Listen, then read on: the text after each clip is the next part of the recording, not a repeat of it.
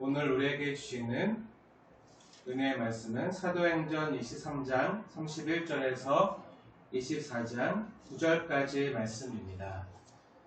전염병이라 불린 사람이라는 말씀의 제목으로 함께 하나님이 주시는 은혜의 말씀을 함께 받도록 하겠습니다. 한 절 한 절 교독할 텐데요.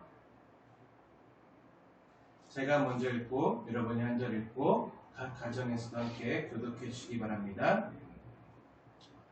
보병이 명을 받은 대로 밤에 바울을 데리고 안디바드리에 이르러 이튿날 기병으로 바울을 호송하게 하고 영으로 들어갑니다. 그들이 가이사랴에 들어가서 편지를 총독에게 드리고 바울을 그 앞에 세우니 총독이 읽고 바울더러 어느 영지 사람이냐 물어 길리기아 사람인 줄 알고 이르되 너를 고발하는 사람들이 오거든 내 말을 들으리라 하고 헤롯 궁에 그를 지키라 명하니라. 아세우의 대제사장 아나니아가 어떤 장로들과 한 병에서 더둘러와 함께 내려와서 총독 앞에서 바울을 고발합니다. 바울을 부르매 더둘러가 고발하여 이르되 태평을 누리고 또 이 민족이 당신의 선견으로 말미암아 여러 가지로 개선된 것을 우리가 어느 모양으로나 어느 곳에서나 크게 감사하노라. 당신을 더 괴롭게 아니하려 하여 우리가 대강 여짜옵나니 관용하여 들으시기를 원하나이다. 우리가 보니 이 사람은 전염병 같은 자라 천하에 흩어진 유대인을 다 소유하게 하는 자여 나사렛 이간의 우두머니라. 그가 또 성전을 더럽게 하려 함으로 우리가 잡아싸우니 당신의 친히 그를 신문하시면 우리가 고발하는 이 모든 일을 마실 수 있나이다. 함께 읽겠습니다. 유대인들도 이에 참가하여 이 말이 옳다 주장하니라. 아멘. 전염병이라 불린 사람, 굉장히 두렵고 무서운 제목인데요. 오늘 본문에 있는 말씀이기 때문에 아주 힘든 본문이고 힘든 말씀이지만 하나님 말씀을 의지해서 주님이 주시는 은혜를 함께 나누기 원합니다. 사랑하는 여러분, 우리는 예루살렘에서 복음을 전하다가 유대인들에게 잡혀서 심하게 매를 맞고 또 감옥에 갇힌 그 바울에게 한밤중에 주님께서 찾아오셔서 곁에 서서 위로하시며 약속을 주시는 장면을 함께 보았습니다. 주님이 바울에게 말씀하십니다. 너가 예루살렘에서 나를 증언한 것 같이 로마에서도 증언하여야 하리라 라는 주님의 약속을 직접 받습니다. 우리는 지난주에 주님의 약속이 이루어지는 과정에 대해서 말씀을 통해서 깊이 함께 상고해 보았습니다. 주님의 약속은 선하시고 신실하신 주님께서 우리와 하신 그 약속은요, 주님께서 반드시 이루시고 성취하십니다.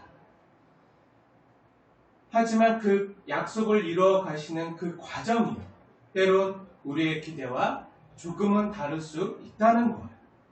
주님께서는 반드시 주님의 섭리 가운데 우리를 주님께서 목적하신 곳으로 선하게 인도하여 주시는 것이 분명하지만 그 약속을 이루어가는 과정이요, 그 상황이 매우 힘들고 고될 수 있다는 겁니다.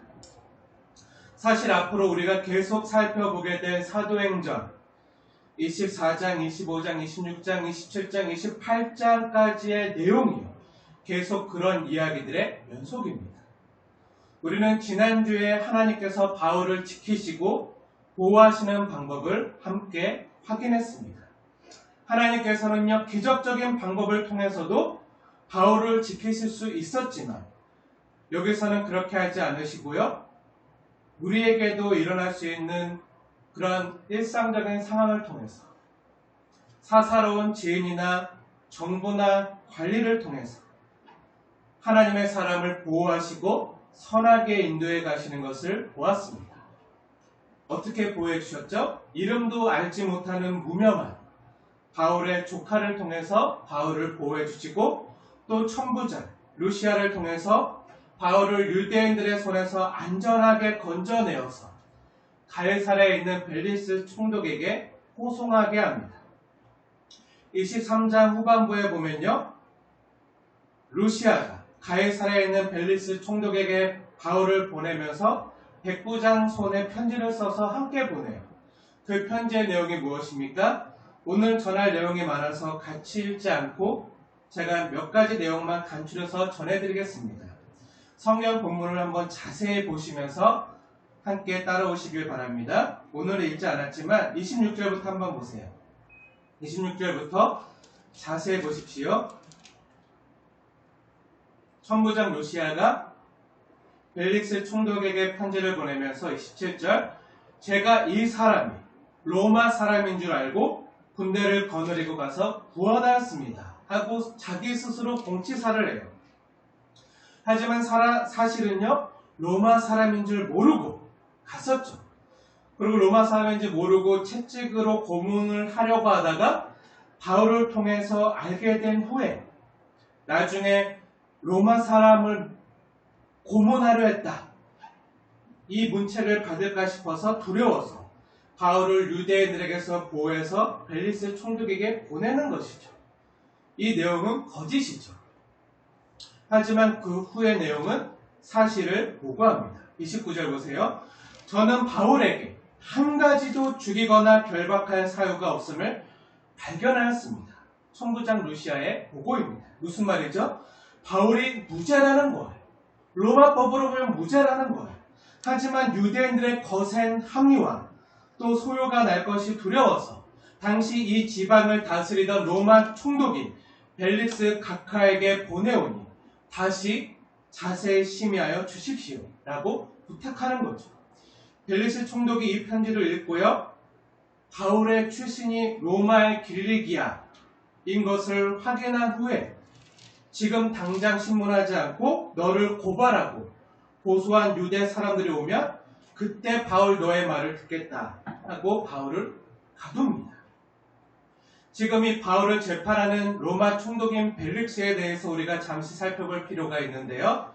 이 벨릭스는요, 당시 유대 역사가인 요세푸스나 당시 로마 역사가인 타키투스 두 사람 모두 이 벨릭스에 대해서 자세히 기록하고 있는데 이 벨릭스를 매우 잔인하고 악한 총독으로 기록하고 있어요. 로마 역사가인 타키투스는요, 이 벨릭스에 대해서 총평을 하면서 노예 정신으로 왕의 특권을 행사한 사람이라고 기록하고 있어요.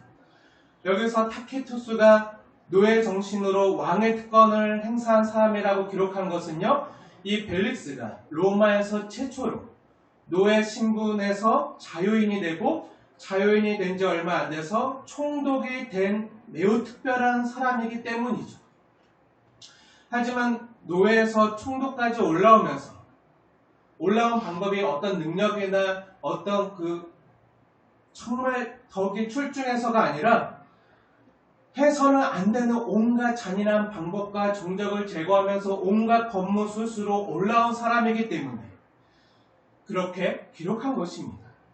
벨릭스의 아내는 3명이 있었는데요. 첫 번째 아내는 성경이나 로마 역사서에 기록되어 있지 않아서 누군지 알 수가 없어요. 하지만 두 번째 아내는요, 여러분들도 익히 들어서 아시는 클레오파트라 아시죠? 안토니우스와 결혼한 클레오파트라의 손녀입니다. 그리고 셋째 아내는 다음 주에 우리가 다시 한번 본문을 통해 살펴볼 예정이지만요, 유대 나라의 헤롯 아그리파 1세의 맏딸인 드루실라예요. 본문에도 앞으로 나오게 되는데요. 이처럼 벨릭스는 자기 자신이 정치적으로 성공하기 위해서 둘 다 정략적인 결혼을 하게 됩니다. 특별히 이 사람은 매우 무자비해서요, 이 벨릭스가 다스리던 지방의 반란과 밀란이 매우 자주 일어났고 또 이를 매우 잔인한 방법으로 진압하고 학살해서 악명에 자자했던 사람으로 로마 역사가 타키투스는 기록하고 있어요. 사랑하는 여러분, 바로 이런 잔인하고 자신의 성공을 위해서는 돈과 권력을 위해서는 어떤 방법도 서슴지 않았던 이 불의한 벨릭스에 의해서 지금 바울이 재판을 받아야 되는 처지에 놓인 겁니다. 정의롭지 않은 자에게, 불의한 자에게 정의로운 바울이 재판을 받을 상황에 처한 것이죠.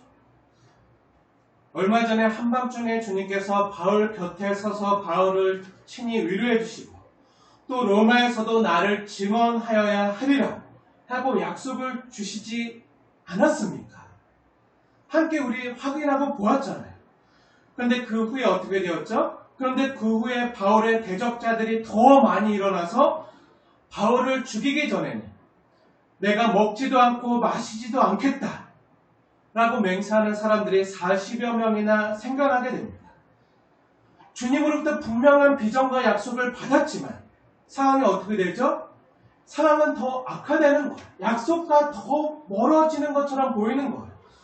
그래도 잠깐 하나님이 바울을 지켜주시는 것 같았지만 이게 웬일입니까? 자신밖에 모르고 돈밖에 모르는 불의하고 악한 벨릭스와 같은 자에게 바울의 재판을 하나님께서 맡기시는 거예요. 주님의 약속이 이루어지는 과정이요 더욱더 힘들어지는 거예요. 하지만 사랑하는 때로 우리가 원하지 않는 길이고요. 이렇게 가면 더 힘들어지고 더 고달파지고 더 답이 없는데 정말 암담한 길임에도 불구하고 때로는 주님께서 정말 이해할 수 없지만 그러한 길로 우리를 이끌어 가시는 것 같은 때가 있다는 거예요. 그래서 정말 야속하고 이해가 안 될 때가 너무 많이 있어요. 산을 넘었는데 더 높은 산을 만납니다. 첩첩산중이죠. 정말 힘들게 산을 하나 넘었는데 이젠 좀 숨을 쉬나 했는데 더 높은 산 앞에서 다리에 힘이 풀려버리는 것을 느끼게 될 때가 얼마나 우리 성도의 삶에 많은지 모릅니다. 그제 사모랑 함께 산에 갔어요. 여기까지는 됐습니다. 네.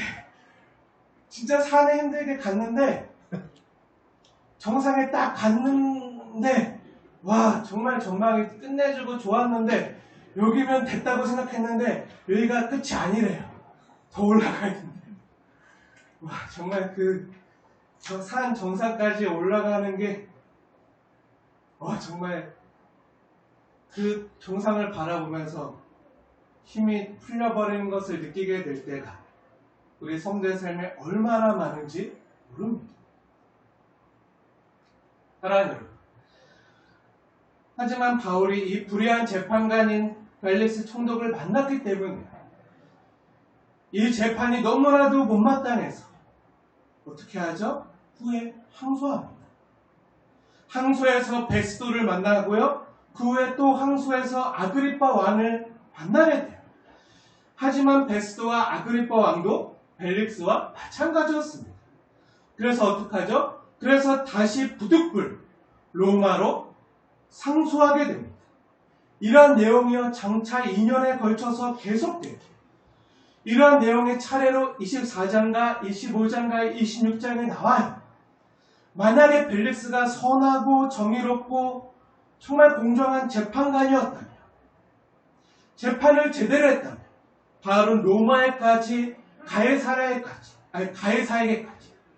로마 시저 로마 황제에까지 상소하지 않았을 것입니다.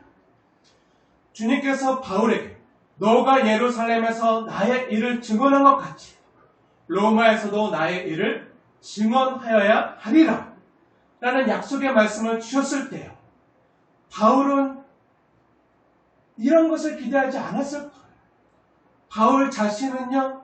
일이 안 되고 정말 너무나도 안 되고 일이 안 되고 또 막혀서 돌고 돌아서 이제 어쩔 수 없이 정말 모든 일이 최악으로 치달아서 1차에서도 안 되고 또 항소했는데 2차에서도 안 되고 3차 대법원까지 가서 재판을 받게 될 줄 몰랐을 것입니다. 그것을 기대하지 않았겠죠.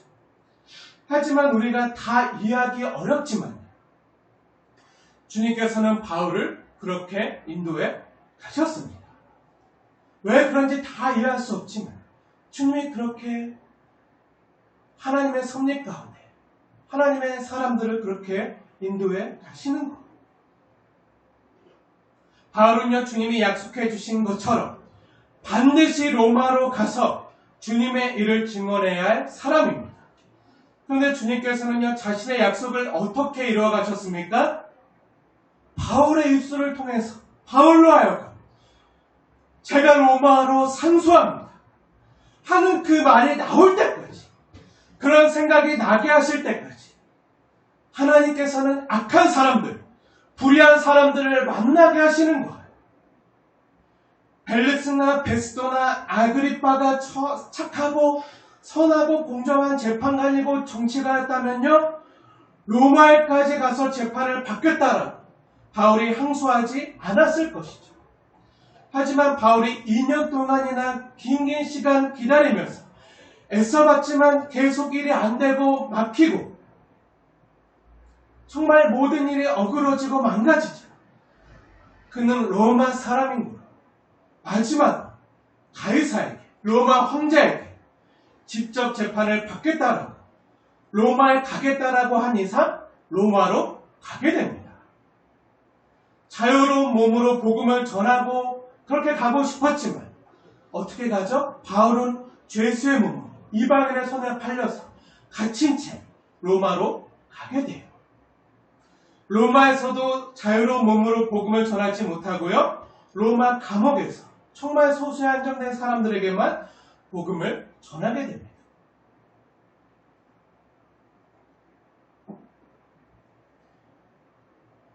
왜 내가 이런 일을 지금 당하는지, 왜 이런 어려움을 당하는지 바울은 다 이해할 수 없었고 알지 못했습니다. 사랑하는 바울은요, 당시에는 왜 구제하고 섬기러 갔던 그 예루살렘에서 자기와 같은 정말 자기가 사랑했던 민족인 유대인들에게 내가 이런 모진 매를 맞고 또 이방인의 손에 팔려서 감옥에 갇히고 죄인으로 이곳 저곳 이송을 당하고 계속해서 불의한 재판을 당하고 로마 감옥에까지 가야 했는지 그 당시에는 전혀 몰랐지만 나중에 바울은요, 그 감옥에서 되돌아보니까 하나님의 뜻을 뒤늦게 깨닫고 고백하게 되는 장면을 우리는 성경에서 보게 돼요. 바울이 뒤돌아보면서 뭐라 고백하죠? 뭐라 고백합니까? 한번 같이 찾아보겠습니다. 빌립보서 말씀인데요. 빌립보서 1장 12절 말씀. 제가 너무 사랑하는 빌립보서 말씀인데요. 빌립보서 1장 12절부터 14절까지의 말씀. 세 절 말씀을 함께 합독해 읽겠습니다. 시작. 형제들아, 내가 당한 일이 도리어 복음 전파의 진전이 된 줄을 너희가 알기를 원하노라. 이러므로 나의 매임이 그리스도 안에서 모든 시일의 안과 그 밖의 모든 사람에게 나타났으니 형제 중 다수가 나의 매임으로 말미암아 주 안에서 신뢰함으로 겁없이 하나님의 말씀을 더욱 담대히 전하게 되었느니라. 아멘. 이 일을 위해서 그 사도행전의 23장, 24장, 25장, 26장, 27장, 28장의 그 매임과 그 감옥에 갇힌 이 모든 일이 그리스도 안에서 정말 복음 전파의 진전을 위해서 또 나의 매임으로 말미암아 이것을 보면서 주 안에서 신뢰함으로 겁없이 하나님의 말씀을 더욱더 담대히 전하게 될 나의 형제들을, 여러분들에게 이 일이 나타났기 때문에 이 모든 것이 나에게 범사의 유익이 되었노라 하면서 기뻐 찬양하면서 주님을 찬양하는 것. 그 빌립보서에서 그렇게 찬양하면서 외치고 있는 거죠. 내가 당한 일, 그때는 잘 몰랐지만 왜 그리 어려움을 당하고 왜 감옥에 가고 그렇게 힘든지, 언제 이 고난이 끝날지, 언제 이 어려움이 끝날지, 언제까지 이 어려움과 고난이 계속 이어질지 몰랐지만 이 모든 일 뒤돌아보니까 도리어 복음 전파에 진전이 될 줄 알았다는 것. 모든 것이 합력하여 선을 이루었다는 거죠. 복음 전파의 진전이 되었다는 것. 나의 매임으로 말미암아, 나의 고난으로 말미암아 주 안에서 신뢰함, 겁없이 하나님의 말씀을 더욱 담대히 전할 수 있는 형제들, 지체들이 일어날 수 있었다라고 고백하는 거죠. 사랑하는, 여러분이 당하는 어려움과 아픔과 고난이 지금은 다 이해할 수 없지만 나중에 주 안에서 돌이켜 보았을 때, 뒤돌아 보았을 때, 주님이 그 어려움 가운데서도 나와 함께 하셨고, 내가 주와 주저앉아 있었습니다. 내가 낙심해 있었습니다. 주님이 나를 업어서라도, 나를 품에 안고서라도, 주님이 목적하신 곳으로 나를 인도해 주셨구나 하고 되돌아보니까 웃으면서 주를 기쁘게 찬송하면서 그 고난으로 인하여 더 빨리 올 수 있었습니다. 그 풍랑으로 인하여 더 빨리 올 수 있었습니다. 그 고난으로 인하여 주님의 뜻을 내 삶에서 이룰 수 있었습니다. 무익한 자지만 내가 당한 그 고난으로 인하여 복음 전파의 진전이 이루어졌습니다. 나의 힘으로 할 수 없었던 그 일, 성령 하나님 안에서 이루어질 수 있었습니다. 하고 간증하는 저와 여러분 되어지시길 주님의 이름으로 축복합니다. 다시 본문을 보겠습니다. 14장부터 그래서 이어지는 내용이 무엇입니까? 바울이요, 이 악한 벨리스 총독을 만나는 것. 그 벨리스 총독을 만난 뒤 닷새 후에 대제사장 아나니아와 장로들과 바울의 죄를 묻고 송사하기 위한 검사 역할이죠. 그 더둘로라는 그 변호사와 함께 총독 앞에서 바울의 고발을 당합니다. 재판장에 서는 거죠. 그런데 그 바울을 고발하는 그 더둘로의 말을 한번 자세히 보십시오. 3절 말씀인데요. 제가 읽겠습니다. 본문을 보십시오. 이렇게 고발하고 있어요. 벨리스 각하, 우리가 당신을 힘입어 태평을 누리고 또 이 민족이 당신의 선견으로 말미암아 여러 가지 개선된 것을 우리가 어느 모양으로 어느 곳에서나 크게 감사하나이다. 바울을 고발하고 있는 대제사장 아나니아의 말을 대신하고 있는 그런 검사 역할을 자청하고 있는 이 더둘로, 이 변사 더둘로는요, 지금 아나니아가 할 말을 대신하고 있는데 뭐라고 벨릭스에게 아첨하고 있죠? 지나친 아부와 아첨을 하고 있는 건데요. 우리가 당신을 위해 태평성대를 누리고 있습니다. 사실 벨릭스는 당시 유대인들을 매우 잔인하게 통치하고 학살한 사람이에요. 그 일본이 우리나라를 침략해 들어와서 우리나라 사람들을 학살하고 끌고 간 것처럼 그 일을 자행하고 있는 사람이 지금 로마 총독 벨릭스예요. 굉장히 많은 유대인들을 학살하고 죽였던 것으로 기록에 남아있어요. 그런데도 이렇게 고백하는 거예요. 당신 때문에, 로마 총독인 당신 때문에 우리가 태평성대를 누리고 있습니다. 심지어 대제사장 아나니아 이전에 대제사장직을 맡고 있던 사람은 요나단이거든요. 그 요나단이라는 대제사장이요, 그 역사 기록에 보면 벨릭스의 폭정을 비난했다가 벨릭스가 보낸 암살단에 의해서 목숨을 잃게 됩니다. 유대인들이라면요 누구나 다 알고 있는 사실이에요. 물론 지금 여기 있는 아나니아 대제사장도 알고 있죠. 그 덕분에 대제사장이 되었으니까요. 어찌 보면 자기 선배인 요나단을 해쳤던 사람이 그 로마 총독 벨릭스인데요. 그 벨릭스 앞에서 벨릭스 각하여, 우리가 당신을 힘입어 태평성대를 누리고 있다고 지금 거짓으로 아첨하고 있는 거죠. 그뿐 아니라 당신의 성견으로 말미암아 우리가 정말 편안하고 개성을 누리고 편하게 지낼 수 있어서 크게 감사합니다 하고 도저히 그 식민 지배를 당하고 있는, 그 압제를 당하고 있는 유대인으로서는 있을 수 없는 정말 민족의 반역을 행하는 것과 같은 말, 그런 아첨을 하고 있는 거죠. 그런데 왜 이런 아첨을 하고 있습니까? 한 가지 목적이죠. 바울을 죽이고자 하는 그 일념 하나로 이렇게 하는 거예요.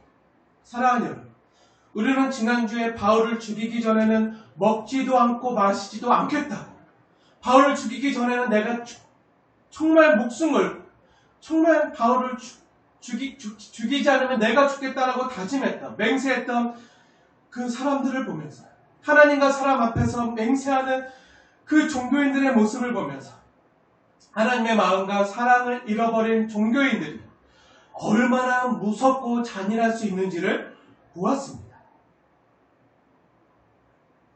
근데 지금 누가 하고 있죠? 대제사장, 종교 지도자들이 지금 이곳까지 와서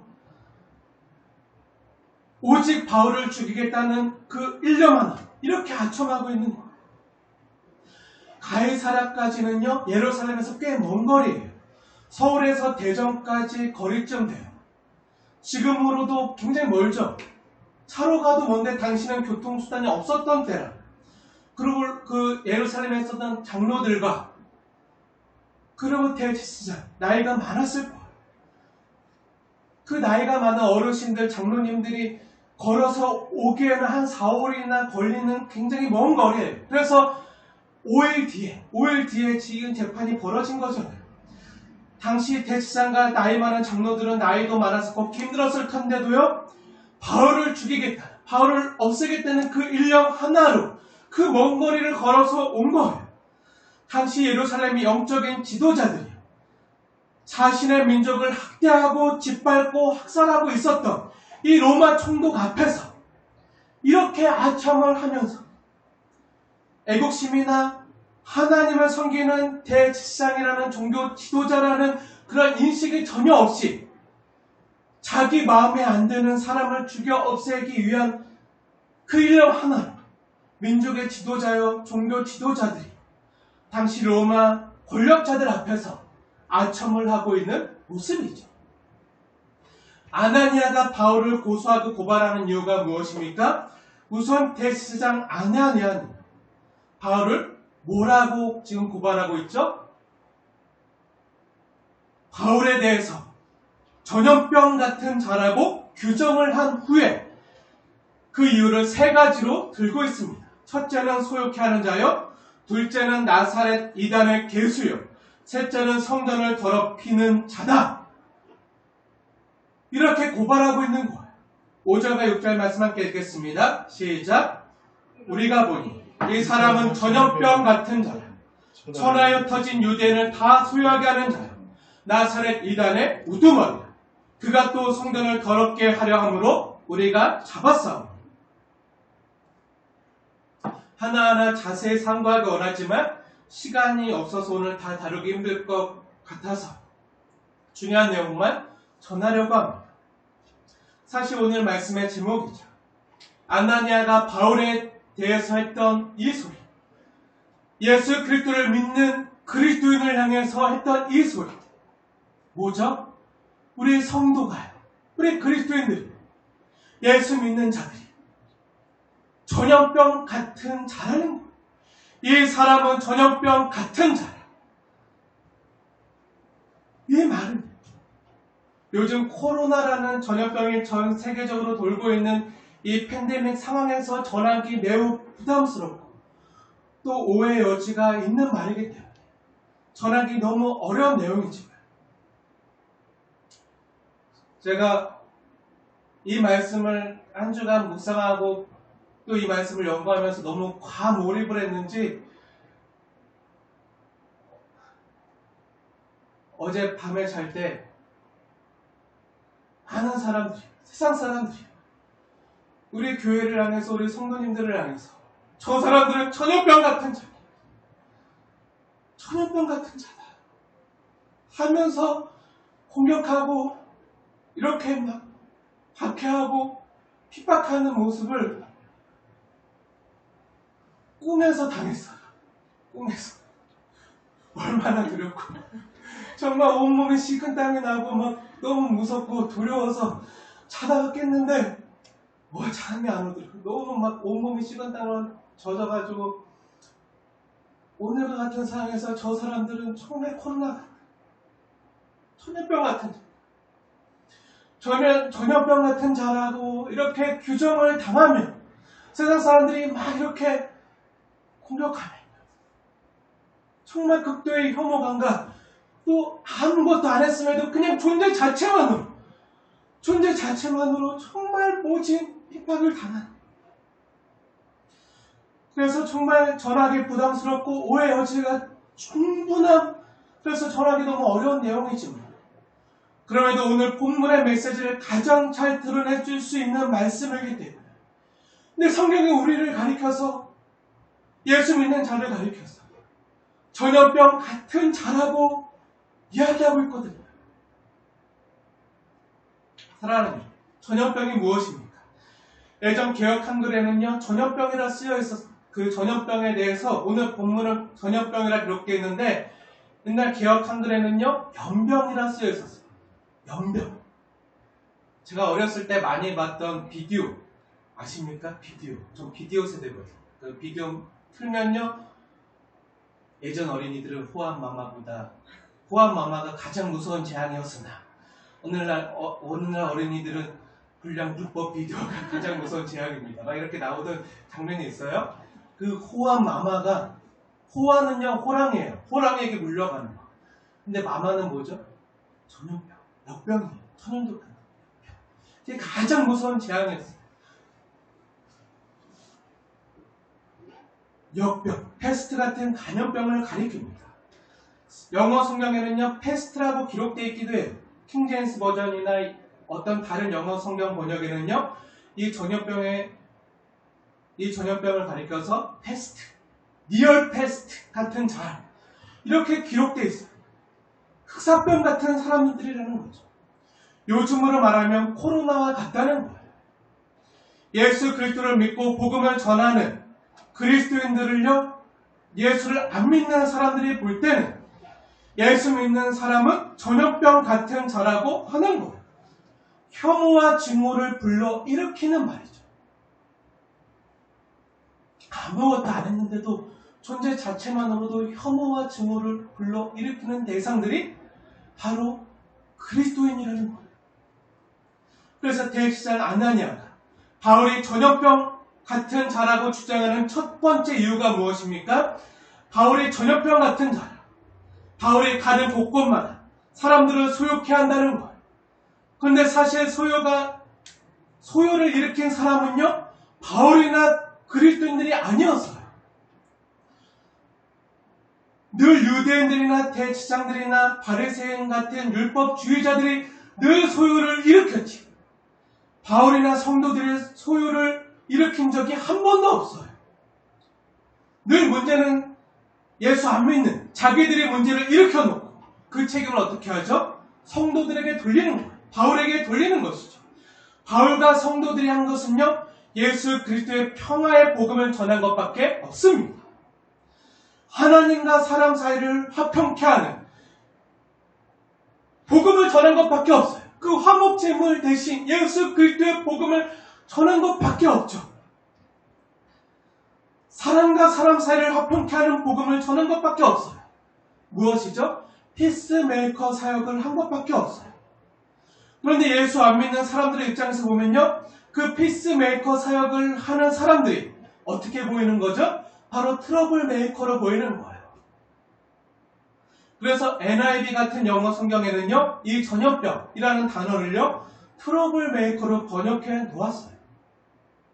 실제 우리가 하는 것은 피스메이커 사역을 하지만 하나님과 사람 사이, 또 사람과 사람 사이를 화평케 하는 이 사역을 하지만 세상 사람들이 볼 때는 트러블 메이커로 보인다는 거, 전염병처럼 보인다는 거죠.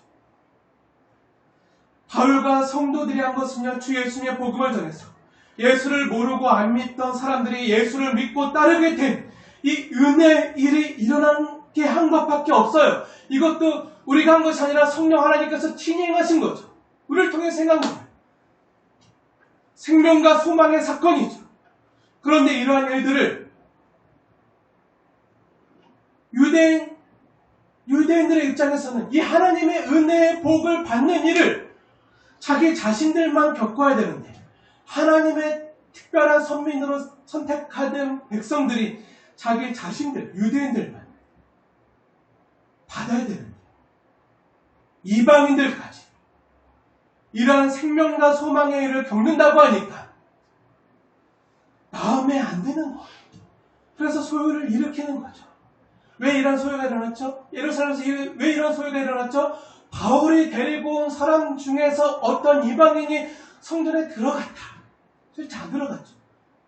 그런데도 거짓 뉴스를 퍼뜨려서 그 하나님의 은혜의 복이 임하는 그 장소에 이방인이 들어갔다. 이거 하나만으로 소요가 일어난 거잖아요. 실제로는 그 이방인들이 정말 예루살렘에 있는 많은 유대인들을 구제하고 섬기기 위해서 정말 많은 예물을 가지고 와서 지금 구제하고 섬기고 있었잖아요. 그런데 이 사람들은요, 어떻게 하죠? 이 사람이 예루살렘에 올라왔다는 것만으로, 성전에 가까이 있다는 것만으로 지금 이 소요를 일으키는 거죠. 실제 트러블 메이커가 누구죠? 유대인들이잖아요. 실제로는 자신들의 소유와 트러블을 일으키는데 그 제목을 아무 죄도 없는 바울에게 뒤집어 쓰이는 거죠. 사실 이방인들이 은혜로 하나님의 구원을 받은 것은요, 유대인들에게도 보면 유대인들의 입장에서도 아무런 손해가 없어요. 아무런 손해가 없어요. 그런데 그냥 그것이 싫은 거예요. 왜요? 나만, 우리만 그런 축복을 하나님께 받아야 되는데 저 꼴보기 싫은, 마음에 안 드는 이방인들까지 그런 복을 하나님으로부터 받는다고 하니까 싫은 거죠. 마치 자신들만 받는 복을 이방인들이 들어와서 함께 받으면 내가 받아야 될 하나님의 복이 그 내 몫이 줄어드는 것처럼 내 밥그릇이 저 이방인들에게 뺏기는 것처럼 생각하니까 나에게 손해가 온다고 생각하는 거예요. 그래서 나에게 손해를 끼치는 저 사람들에 대해서 어떻게 여기고 생각하는 거죠? 저 사람은 전염병 같은 자라. 그래서 유대인들은요, 지금 바울을 희생양과 죽일 놈으로 만들어 놓고 그를 전염병 취급하면서 오직 뭐만 생각하는 거죠? 내게 오는 이익과 손해, 그것만 생각해요. 종교 지도자라는 사람들이, 하나님을 믿는다라고 하는 사람들이 성전에 드나들면서 교회 다니면서도 하나님 우리에게 원하시는 인애와 긍휼과 사랑, 이웃사랑, 이것이 아니라 자기의 이익만 생각합니다. 자기 배만 불리는 것만 생각하는 거예요. 옳으냐 그르냐, 이것이 하나님의 뜻인가 아닌가, 이것이 진리인가 아닌가, 이것은 묻지도 않아요. 다만 내게 손해가 오면 안 되고 내게 이로움은 좋은 것이니까 굉장히 자기중심적이고 자기 이익만 생각하는 사람들의 사고방식이죠. 오늘날 중국 교회도요, 한국 교회도 이런 교회 이기주의가 얼마나 만연해 있는지 모르겠어요. 진리냐 거짓이냐, 옳으냐 그르냐, 내 자신의 이익 앞에서는요 부차적인 것이 되고 다 차는 것이 돼요. 하나님 우리에게 원하시는 가장 중요한 하나님 사랑과 이웃사랑, 나에게 이로움과 해로움, 이것만 따지고 있는 거예요. 손익계산만 하고 있는 거예요. 지금 대제사장 아나니아 입장에서 볼 때 바울이, 또 예수 믿는 자들, 그리스도인들이, 이 이방인들이 예수 그리스도의 십자가의 은혜로 하나님의 은혜를 받는다고 합니다. 지금까지 하나님의 율법을 우리만 가지고 있습니다. 우리만 하나님의 특별한 선민으로서 특별한 복을 받는다고 생각했는데 할례를 지키고 율법을 지키고 성전을 우리가 가지고 있기 때문에 우리만 하나님 안에서 큰 은혜와 복을 받는다고 생각합니다. 아니라고 하니까 오직 믿음으로, 오직 그리스도만, 오직 은혜로 복을 받는다고 하니까 자신들의 종교적 자존심에 큰 스크래치를, 상처를 남긴 이 사람들, 이 바울이 예수 믿는 사람들이 싫은 거예요. 그래서 그들을 희생양으로 만들어서 지금 죽이려고 하는 거죠. 요한복음 11장 50절에 보면요, 대제사장 가야바가 이런 유명한 말을 해요. 요한복음 11장 50절, 그 대제사장 가야바가 이 말을 하는 그 배경이 어떻게 되죠? 예수님께서 요한복음 11장 나사로가 부활한 장이에요. 죽었던 나사로를 예수님께서 찾아가셔서 다시 살리신 후에 대제사장과 바리새인과 율법주의자들이 모여서 어떻게 하죠? 예수를 죽일 것을 모의해요. 예수님이 한 건 뭐죠? 살린 것밖에 없어요. 병들고 상처 입고 정말 다 잃어버린 사람들에게 찾아가셔서 함께 그들과 아픔을 같이 나누고 그들과 함께 울어주고 그들에게 정말 소망이 부활 그 살리는 일을 한 것밖에 없는데 당시 종교 지도자 성전에 드나들던 사람들 교회 다니던 사람들 그 사람들의 입장에서는 못마땅한 거예요. 너무 못마땅한 거예요. 그래서 예수를 죽일 것을 모하면서 뭐라고 하죠? 요한복음 11장 50절 역사적으로 가장 유명한 말인데요. 한 사람이 죽어서 온 민족이 편할 수 있다면 죽는 것이 좋다고 예수를 죽일 것을 모의합니다. 이것이 공리주의적인 판단이에요. 그런데 이런 방법이야 너무나도 효과가 좋고 역사상 매번 잘 먹혔다는 것이 우리 인류의 비극이에요.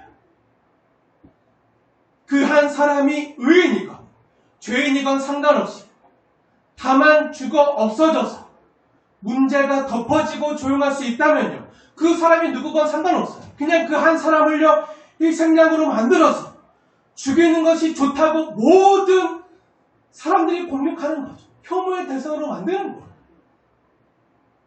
얼마나 무서운 이야기입니다. 그래서 모든 언론과 매스컴이요 한 사람을 죄인으로 낙인 찍고 지목해서 공격하고 물어뜯는 거예요. 지금 아나니아는요 그와 같은 맥락으로 지금 소요를 일으키는 바울을 고소하고 있는 거죠. 이 사람은 가는 곳곳마다 소요를 일으키는 전염병과 같은 자니 그런 거로 죽여야겠습니다. 이런 이야기죠. 사랑이요. 그러나 사실은 정반대죠. 바울은 복음을 전하고 주님의 사랑을 실천하고 전한 것밖에 없고 실제 소요와 소동은요 늘 바울을 대적했던 유대인들이 일으킨 것이죠. 여기서 우리가 하나 생각해 보아야 될 것이 있습니다. 바울은요 한 번도 로마 제국을 반대하거나 데모를 일으키거나 사람들을 선동한 적이 없어요.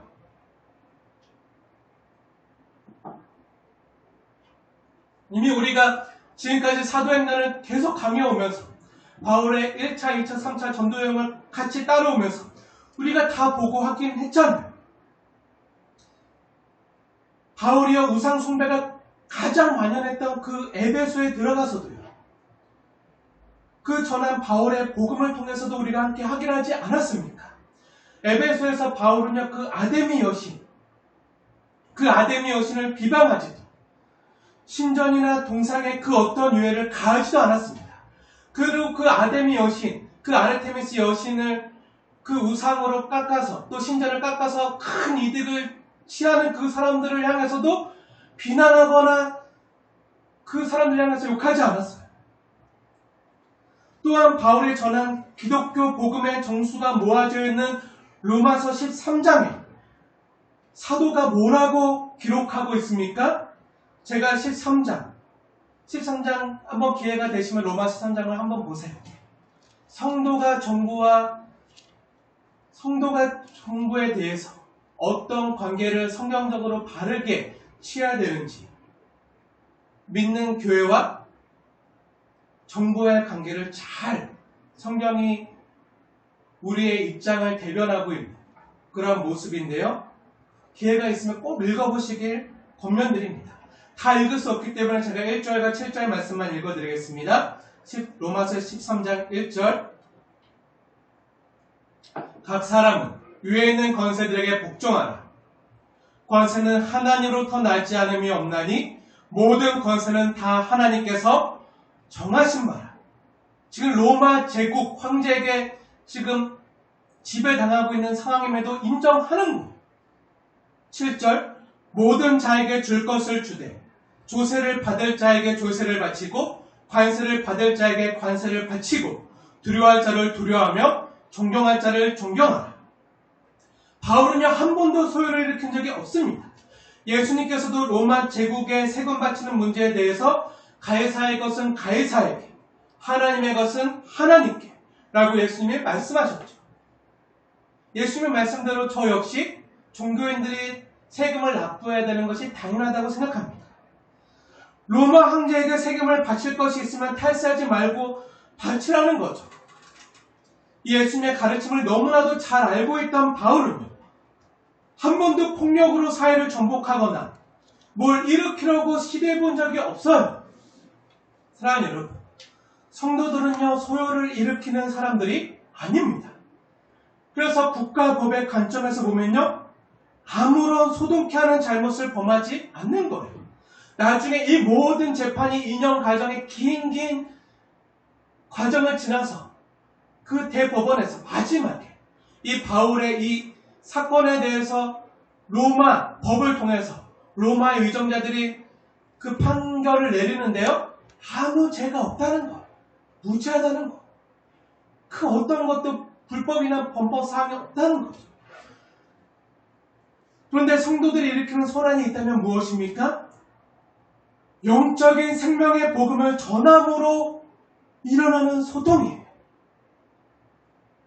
부활의 복음 안에 생명을 일으키고 치유와 변화를 가능하게 하는 능력이 있기 때문에 사람이 아닌 하나님의 능력으로 사람 내면에서 일어나는 변화로 말미암는 영혼이 다시 사는 그 소동이 복음이 들어가는 곳곳마다 일어나게 된다는 거예요. 하지만 국가법으로 볼 때는 그 어떤 불법이나 범법함이 없는 그런 영적인 소동입니다. 사랑하는 기독교의 복음의 정신은요, 우리가 직접 광장에 나가서 데모를 하거나 시위를 하거나 소동을 일으켜서 이 사회를 변혁시키는 방법이 아닙니다. 그러나 우리가 기대하는 것이 무엇입니까? 우리가 있는 곳에서 우리의 선한 말과 행동은 시민사회 전체에 영향을 미치는데 영혼 깊은 곳에 복음을 통해서 충격을 주고 그들이 그 복음으로 말미암아 치유되고 회복되고 사회를 거룩하게 변화시키는 충격이죠. 하지만 법적으로 볼 때는 아무런 문제도 없는 질서 있고 온유한 복음의 방법으로 세상을 섬기는 거죠. 체제를 전복시키거나 정권을 탈환하기 위해서 광장으로 나가서 소리 지르는 방법이요, 기독교적인 방법이 아니라는 거예요. 지금 바울이 전하는 건 역시 영적인 도리, 모든 사람을 치유하고 구원하는 복음의 능력입니다. 체제 정복을 위한 시위나 정권 탈환을 위한 데모가 아니에요. 영적인 진리를 전하는데 광장에 나가서 시위를 하지 않아도 사회 전체 거룩한 변화가 일어나는 거예요. 기독교와 성도가 세상을 섬기는 방법이 바로 이런 거라는 거예요. 사랑하는 여러분이 이 세상을 살아가는 동안에 예수 안 믿는 사람들이 여러분을 볼 때 윤리적으로나 도덕적으로나 여러분을 흠잡을 수 없도록이요, 거룩하고 진실하게 살아가셔야 됩니다. 그래서 성령의 9가지 열매 중에 하나인 양선, 착한 마음이죠. 착한 마음을 지니고 살아가셔야 돼요. 그러한 마음을 품는 것이 목적이기 때문이 아닙니다. 저 사람은 착한 사람이야, 이런 칭찬받는 것이 목적이 아니죠. 그럼 왜입니까? 우리가 전하는 생명의 복음과 구원의 진리에 영적인 진실성이 있기 때문에 세상 사람들 앞에서 흠이 잡혀서는 안 되기 때문입니다. 우리가 아무리 진심을 다해서 선한 마음으로 복음을 전해도요, 우리가 진실하지 않다면, 우리가 진심으로 그들을 대하고 있지 않다면요, 세상은 바로 합니다. 우리가 아무리 입으로 복음을 십자가를 전하고 떠들어도 거짓말하면요, 우리의 진실성에 흠이 가해지는 거예요.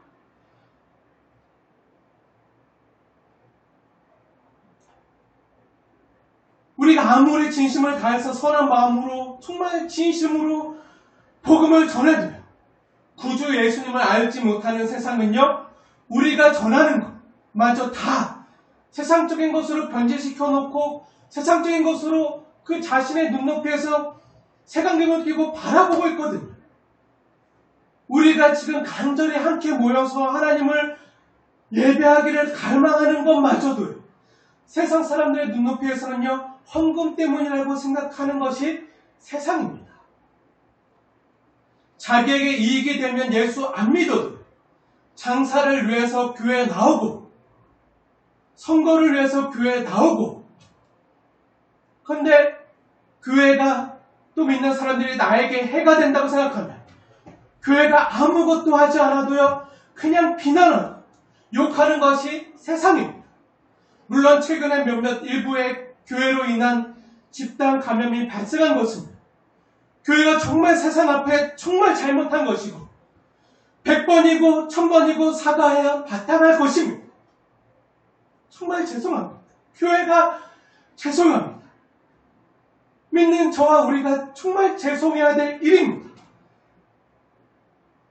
그렇기 때문에 세상의 관점에서 교회를 송사할 때 우리에게 흠이 잡히면 그것이 불법이 아니라고 할지라도 방역의 소홀해서 이웃과 사회에 악영향을 끼치면요, 세상 사람들의 입장에서는요, 복음의 문이 닫히거나 교회에 걸려 넘어지는 일이 되기 때문에 우리는요, 방역 수칙뿐만 아니라 그 이상 윤리적으로나 도덕적으로나 흠에 잡혀서는 안 된다는 거예요.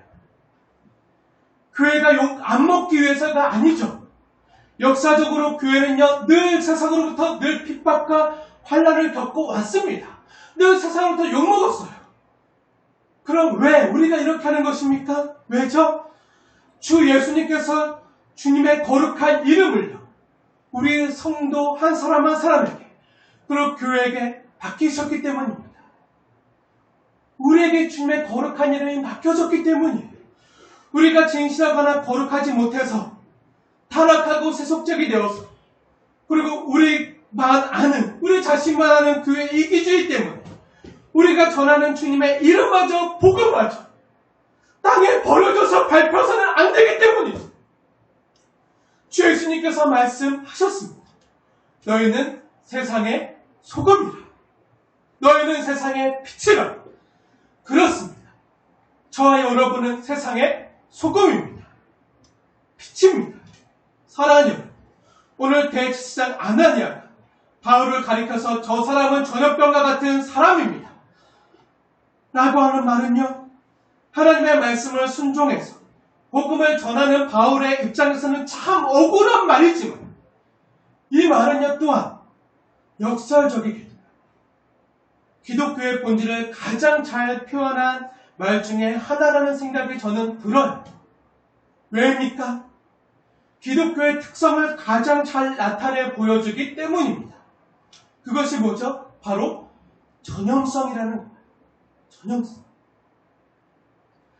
저 사람은 전염병 같은 자라는 말은요, 저 사람에게 전염성이 있다는 거예요.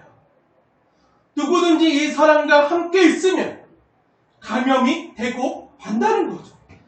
주변에 영향력을 끼칠 수밖에 없다는 거예요. 그것이 기독교의 본질입니다. 소금이 들어가면요, 소금의 영향력이요, 주변에 다 전염되어서 짜게 됩니다. 낯을 내죠. 소금은요, 썩지 않게 합니다. 소금은 당시 치료용으로 사용되었어요.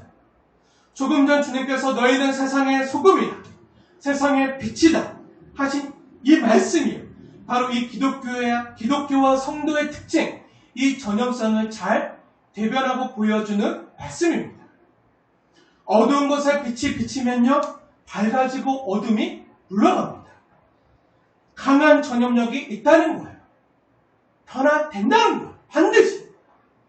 왜 그렇습니까? 예수 그리스도의 십자가의 피로 인해서 그 십자가에서 보여주신 하나님 아버지의 사랑이 예수 그리스도를 통해서 성령 하나님 안에서 성령님이 내주에 계시는 성도에게 전염이 되고, 그 성도와 만난 사람이 그 성도의 복음을 통해서, 성도의 그 말과 행동을 통해서, 그 성도의 진실한 행함을 통해서, 그 전염력을 통해서 이웃에게, 세상에게 전염이 된다는 거예요. 그래서 세상이 치유되고 회복된다는 거예요. 반드시 변화가 일어난다는 거예요. 예수님께서도 우리에 대해 말씀하실 때 너희는 세상의 소금이다 라고 말씀하시지 않으셨습니다. 소금의 역할이 뭐죠? 그 소금이 들어가면요, 주변을 변화시킵니다. 다른 말로 하면요, 전염시킨다는 거예요. 영향력을 미칩니다. 썩지 않게 만들고 회복되게 만듭니다. 이것이 복음이 들어가는 곳곳마다 나타나는 현상들입니다. 역사상 항상 그래 왔습니다. 우리 주 예수님께서 복음서에서 친히 이렇게 말씀하셨습니다. 천국은 마치 누룩과 같다. 가루 서마 속에 던져진 누룩과 같다라고 말씀하셨어요. 가루 속에 누룩이 조금만 들어가도 어느 사이에 쫙 퍼져나가요. 전체를 누룩으로 만들어 나가요. 소금이 들어가면 맛을 내고 썩지 않게 하는 것처럼 빛이 비치면 어둠이 물러가는 것 같은 전염의 그 변화에 능력이 있다는 거죠. 저 사람은 마치 전염병과 같다. 이 말이 오늘날에는 정말 극도로 싫고 피하고 싶은 말이지만, 두려운 말이지만, 저는 오늘 성경을 볼 때 그럼에도 이렇게 전하는 것은 이러한 말이 역설적으로는 기독교를 가장 잘 드러내는 교훈해주는 말이기 때문입니다. 마치 소금에 들어가서 소금의 전염성 때문에 주변이 짠맛을 내고 썩지 않게 되는 것처럼, 또 소금이 식염수와 같이 치료 목적으로 사용되는 것처럼 전염의 특성에는요, 나쁜 것만 있는 것이 아니거든요. 나쁜 것만이 아니에요. 예수 안 믿는 사람이나 오늘 본문의 아나니아 같은 대지상은 매우 악의적으로 혐오를 조장하기 위해서, 증오를 조장하기 위해서, 그 사람을 공격하고 없애기 위해서 그런 의미로 악하게 사용했지만, 사실 기독교 복음의 전염성은요, 매우 좋은 것입니다. 누룩과 같은 복음에는 생명이 있습니다. 기독교 복음에는요, 소망이 있습니다. 변화가 있어요. 생명적 변화가 일어납니다. 죽었던 영혼들이여 다시 살아납니다. 죄로 감염되었던 사람들이여 죄에서 풀려나서 치유되고 회복이 일어납니다. 복음의 전염성은요, 코로나와 같이 건강한 사람을 아프게 하고 죽이는 그런 악한 바이러스가 아니고요. 오히려 반대죠. 정반대입니다. 제가 요즘 코로나가 빨리 종식될 수 있도록 매주 이렇게 기도를 부탁드리고, 또한 저 또한 기도하면서 관심을 가지고 코로나 치료제와 백신이 빨리 나오길 기대하는 마음으로 이 코로나 치료제와 백신, 이것을 꽤 오랫동안 공부해 봤는데요. 우리나라에서 지금 만들고 있는 치료제 중에 가장 효과가 좋은 치료제가요, 바로 하나는 녹십자에서 만드는 혈장 치료제고요. 또 하나는 셀트리온에서 만드는 그 항체 치료제입니다. 혈장 치료제는요, 코로나에 확진되었다가 완치된 사람의 혈장을 받아서 그 사람의 혈장을 치료제로 만들어서 이 혈장을 코로나에 걸린 사람에게 주입하면요, 완치자의 혈장이 빠르게 확진자의 몸에서 빠르게 전염력을 일으켜서 이 코로나에 걸린 확진된 사람을 치료하는 방법이에요. 또 셀트리온에서 개발하고 있는 항체 치료제는요, 코로나를 무력화시킬 수 있는 중화항체, 이 중화항체를 확진자에게 주입을 하면 이 중화항체 역시 몸속에 들어가서 빠르게 중화항체를 온몸의 세포에 전염시켜서 코로나를 치료하는 방법입니다. 가능하면 우리나라에서 가장 좋은 성능의 치료제와 백신이 나오길 기도합니다.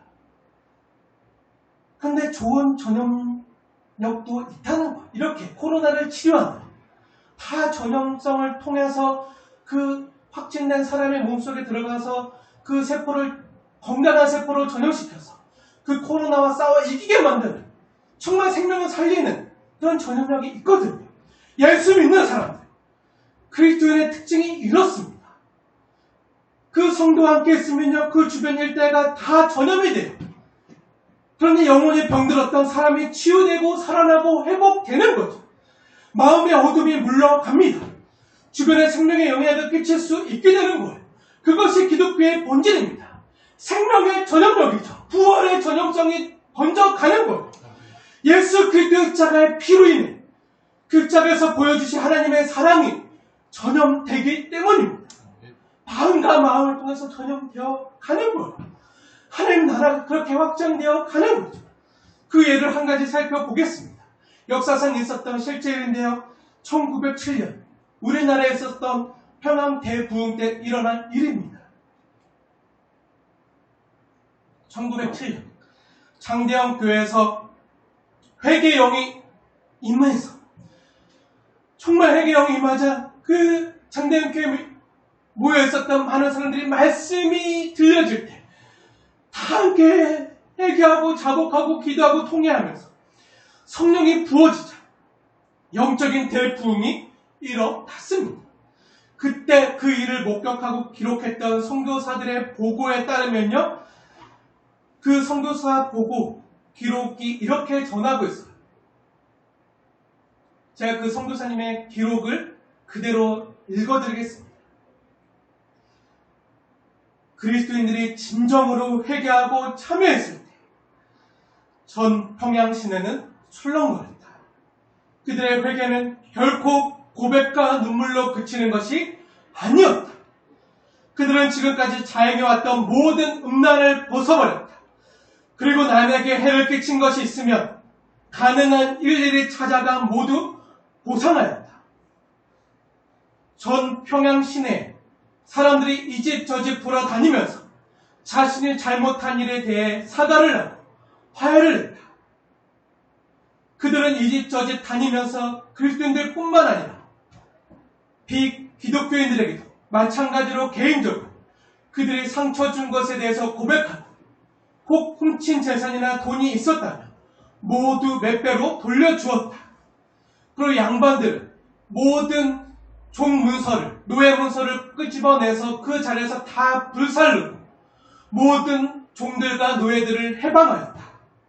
온 시가지가 술렁거렸다.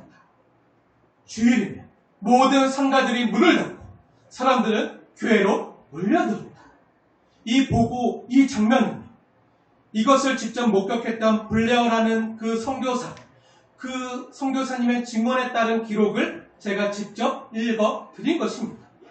사실 1907년 전까지만 하더라도요, 평양 시내는 외국인들에게는요, 기생과 환락의 도시, 동양의 소돔이라고 불려졌던 그런 음란의 거리입니다.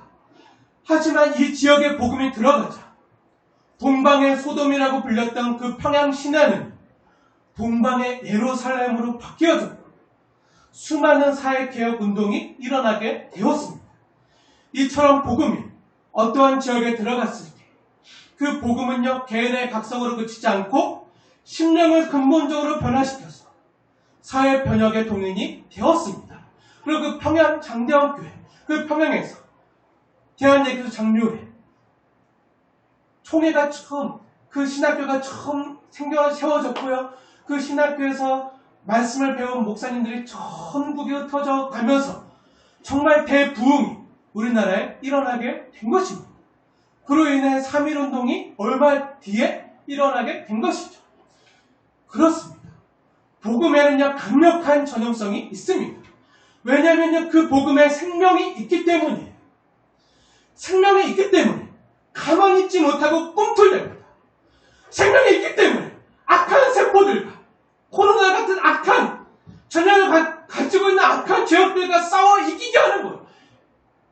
그리고 생명의 복음력, 생명의 전염성이 전파되는 겁니다. 그 복음의 기쁨, 그래서 그 치유를 맛본 사람들, 그 치유의 기쁨, 그 생명의 감격을 맛본 사람들은요, 그 복음에 따뜻한 하나님의 사랑을 맛본 사람들은요, 그 예수의 십자가의 은혜를 경험한 사람들은요, 가만히 있지 못하는 거예요.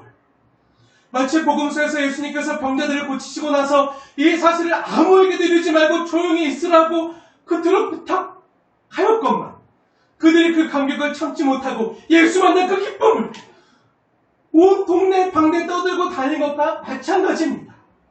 참지 못하는 거죠.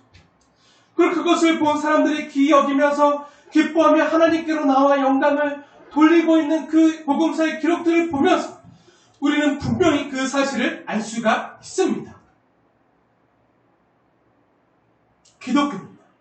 이처럼 이렇게 그 복음의 기쁨, 생명의 기쁨을 알았던 사람들이, 그 복음의 전염력을 알았던 사람들이 전해온 역사의 기록입니다. 초대교회 때 사도행전에 다 기록되어 있잖아요. 매를 맞으면서 핍박을 당하면서도 햇볕도 보지 못한 채 지하 카타콤에 숨어 살던 그 초대교회 성도들, 그리고 또 원형 경기장에서 사제의 밥이 되어가면서까지 그 연병과도 같은 강력한 힘에 사로잡혀서 그 예수 믿는 기쁨을, 그 예수 병을 포기할 수 없었던 그 사람들, 바로 그 사람들이 전해온 회복을 위한, 치유를 위한, 변화를 위한, 하나님 나라를 위한 그런 역사의 기록들입니다. 그리스도에게서 사도들에게, 사도들로부터 그를 따르던 초대교회에게, 그 초대교회 성도들과 제자들에게, 그리고 그 가족들에게, 그리고 복음에, 예수 그리스도의 십자가의 사랑에 전염된, 또 전염되어질 그 사람들에게, 그리고 또 계속 되어질 전염의 역사들이 지금 오늘날 우리에게까지 전해져 온 것입니다. 그러다 그 복음과 생명의 전염의 역사에 우리가 부름받고 참여하게 된 것이죠.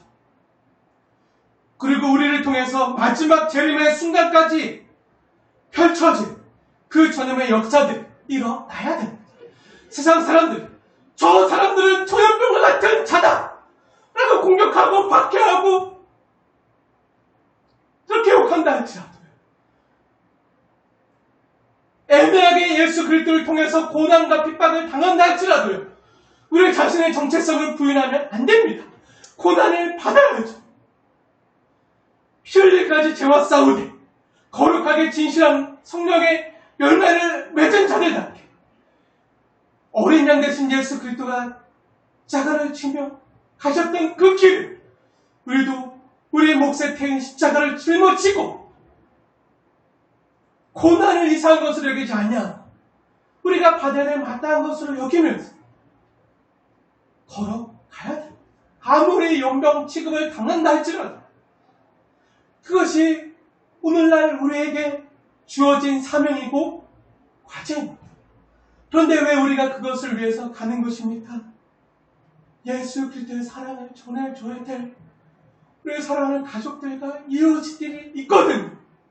알지 못해서 죽어져가는, 정말 세상 죄악에 진음하다 죽어져가는, 죄와 상업에 매이다가 정말 죽어져가는, 정말 코로나보다 더 악한 전염병에 의해서 죽어져가는 영혼들이 있거든요.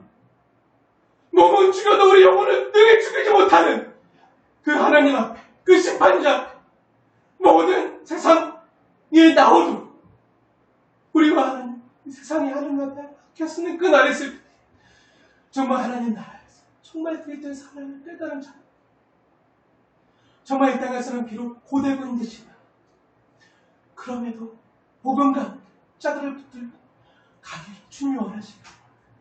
너희는 전염병과 같은 자다.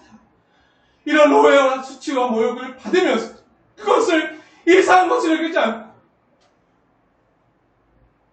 그렇습니다. 나는 예수 병에 걸렸습니다. 십자가가 그 증거입니다. 하면서 그 십자가를 부인하지 않고 걸어가는 사람들이 저와 여러분,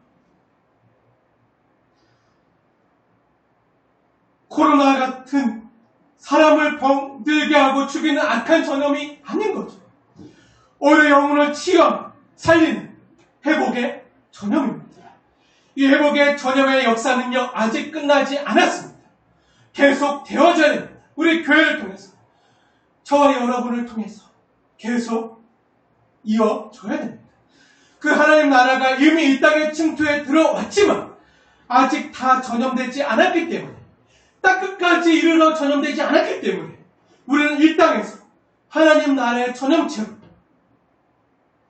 생명과 회복의 전형체, 하나님 나라의 행복을 전하는 자로 살아가셔야 됩니다. 아니, 살아내셔야 됩니다. 아니, 견뎌내셔야 됩니다. 우리가 비록 세상 사람들로부터 연병이나 전염병 같은 자라는 소리를 듣는다 할지라도 말입니다. 여러분은 세상으로부터 그러한 소리를 듣고 계십니까? 들으셨습니까?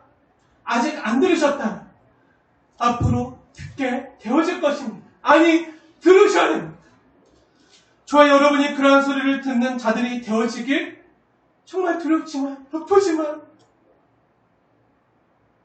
소원합니다. 왜요?